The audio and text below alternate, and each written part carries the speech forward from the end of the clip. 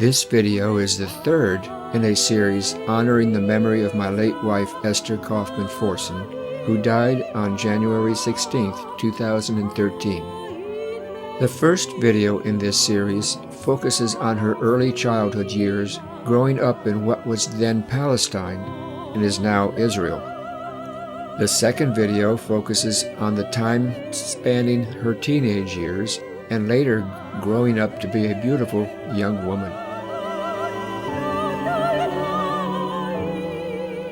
You will see a short collection of photographs with the narratives focusing on the values of the Kauffmann family as they were expressed in their daily lives in Rehavia, a garden suburb planned by Richard Kauffmann.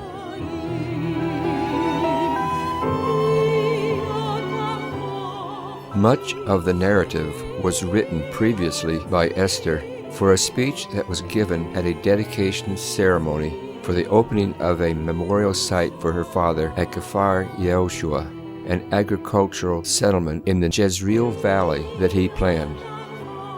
In the speech, Esther describes the roots of her parents in Zionism, their love of life, and their generosity.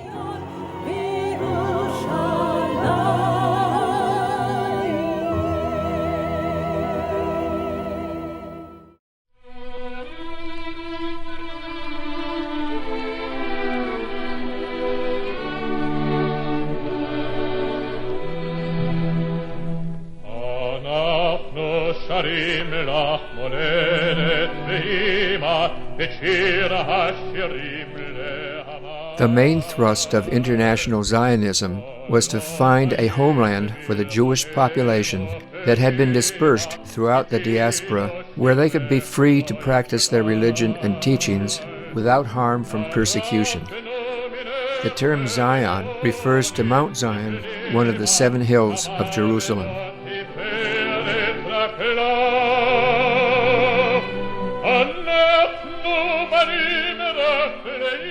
To quote from Wikipedia, Zionism is a form of nationalism of Jews and Jewish culture that supports a Jewish nation-state in the territory defined as the Land of Israel. Zionism supports Jews upholding their Jewish identity, opposes the assimilation of Jews into other societies, and has advocated the return of Jews to Israel as a means for Jews to be a majority in their own nation, and to be liberated from anti-Semitic discrimination, exclusion, and persecution that had historically occurred in the diaspora.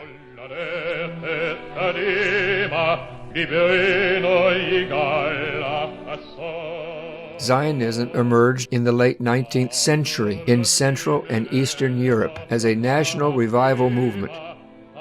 And soon after that, most leaders of the movement associated the main goal with creating the desired state in Palestine, then an area controlled by the Ottoman Empire.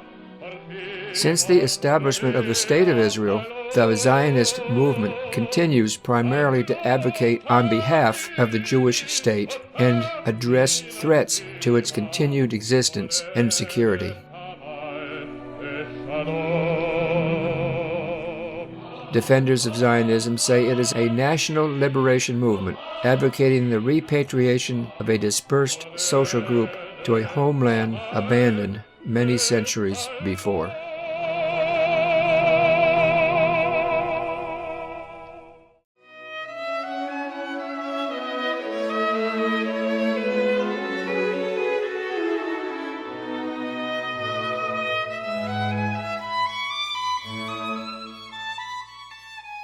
The narration here draws from a biography written by Lottie Kahn. Richard Kauffmann had been an ardent Zionist since his youth. He had been a member of the Wandervogel hiking society until it expelled its Jewish members. The leader told Kauffmann he could stay, but the young man quit and founded the Frankfurt branch of Blau-Weiß, the first Zionist organization in Germany.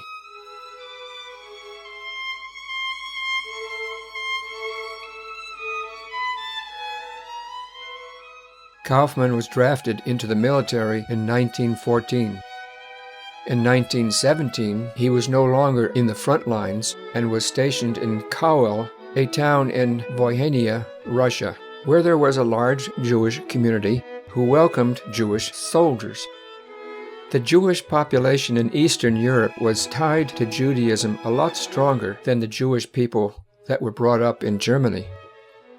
The Jewish spirit present in the hospitable homes there, and a recognition of their current plight in Russia, may have given Kauffmann's Zionism a new foundation and new energy. A world opens up to him in which being Jewish and Zionism are more alive and realistic than the pale Judaism which he had been taught by his Blau-Weiß organization.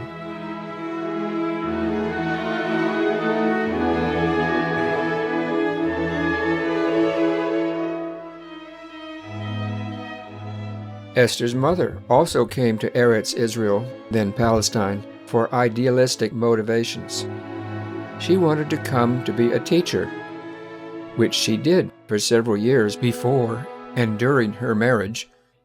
She arrived in Palestine the same year as her husband and had an easier time perfecting her Hebrew than he did. Her children became fluent in Hebrew, but the parents spoke mostly German at home.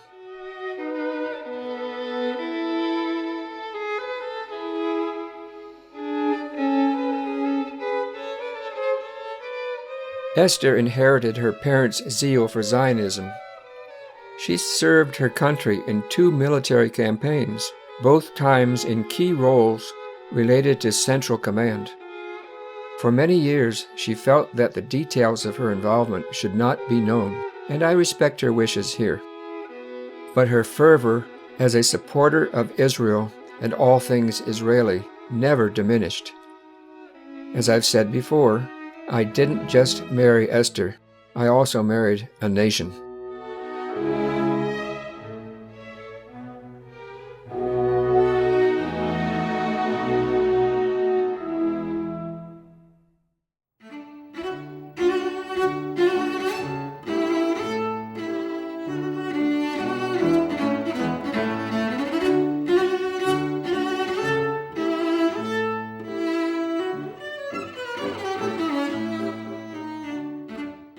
As you can see from this photograph, Esther's parents could share a good laugh.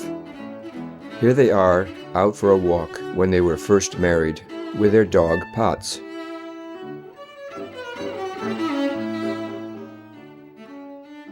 The following narration continues from the speech given at the opening of the memorial site for Richard Kauffmann at Kfar Yehoshua, given by Eli Shamir. To quote, "I remember many times when people came to meetings at Father's office. They would be treated to an impromptu meal offered up by my mother at short notice.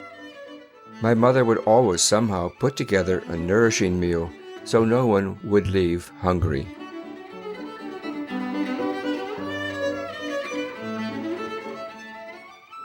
When my sister and I were little, and we were living in a rented flat, an old Arabic house with a big hall, I remember climbing out of bed and watching all the guests who were enjoying the gatherings. Sometimes there would be 40 or more guests. At different times, high officials, intellectuals, and working-class individuals would visit and were given the same interest and concern. An aside anecdote, Esther tells me about one time when overhearing a lot of laughter coming from the hall after her father told a somewhat off-color joke, that she came out and repeated the punchline, which goes something like, "I know how to start them, but I don't know how to stop them." And her father was aghast. He said, "Esther, don't ever say anything like that." And she was a little bit confused, of course, why they could say it and she couldn't.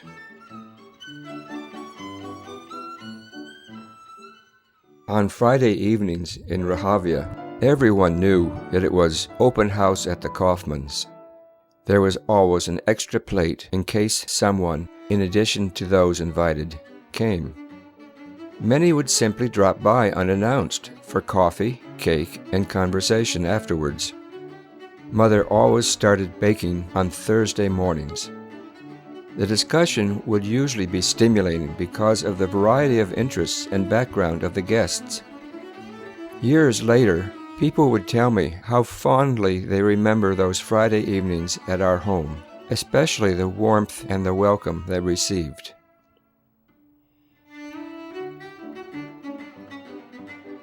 I must add this footnote. Esther would have liked to have Friday night at the Forsens, much the same as her parents did. Unfortunately, because of my innate shyness and focus on my professional duties, I did not support her in this. I regret the denial of the pleasure, satisfaction, and enjoyment we would have had.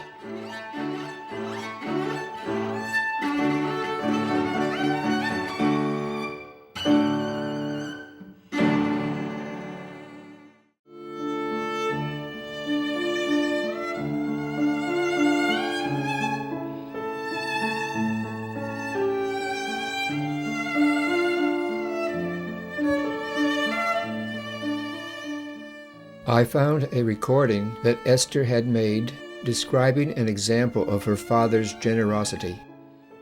Richard Kauffmann helped an immigrant by the name of James Biberkraut get established as an archaeological chemist. In so doing, Biberkraut was able to go on to be the primary person to rescue many of the Dead Sea Scrolls. You see a composite of 4 images from a photographic collection titled The Dead Sea Scrolls at 60 by Gary A. Rensburg of Rutgers University. The subject of each image is mentioned in Esther's recording.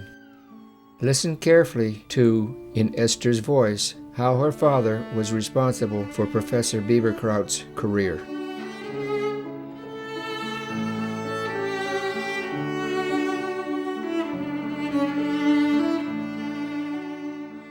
I think the name of the person who father helped come from, I think he was from Germany, and I think his name was Biberkraut. And father helped him to come. He was somebody who had to do with opening old manuscripts. And he was going to work on the manuscripts that Dr. Sukenik found about and purchased some. I think it was from the Qumran caves. Yeah. And I had bought a book to explain to children more about it, and I thought maybe this gentleman's name was in it, but it wasn't. It was an earlier book, and it was mostly about Dr. Sukenik and his son, Yigael Yadin, who was an archaeologist. So was Dr. Sukenik. But it wasn't in there. But it was kind of a fun book for younger kids, encouragement. Abba, my father, helped like he did for many other people, both financially to come to Israel, and then he's the one that really encouraged and made it possible for him to get the job of opening up scrolls, and he did that for a lot of people. Abba did that. And this person did go on and have a very successful career.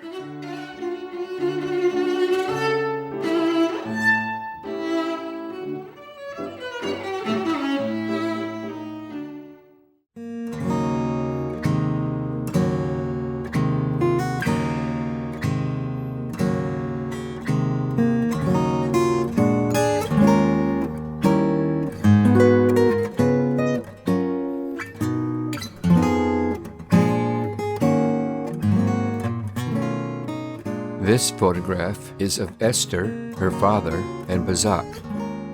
Esther is holding roses that were just given to her by her soldier friend. The photo was taken in 1945 when Palestine was still a British mandate. The narration continues from the speech Esther wrote as a tribute to her father.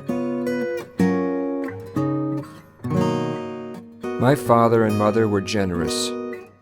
When times were financially rough, he was concerned for the well-being of the people who worked for him and their families, paying them fully when there was little work, even if it meant that his own family had to skimp.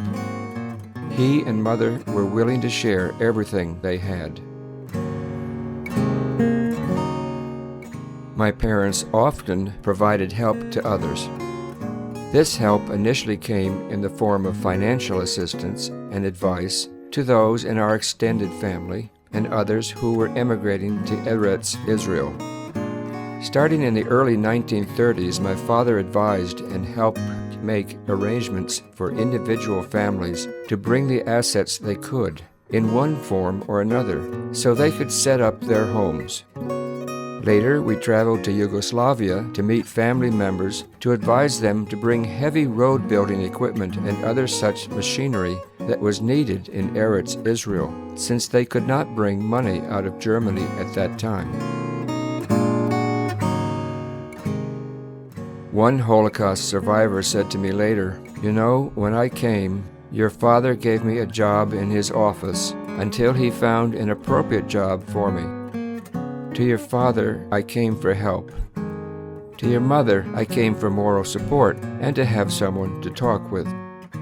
There were many others that were helped by finding jobs and providing other assistance. Because of his reputation, many people came to Father asking for help.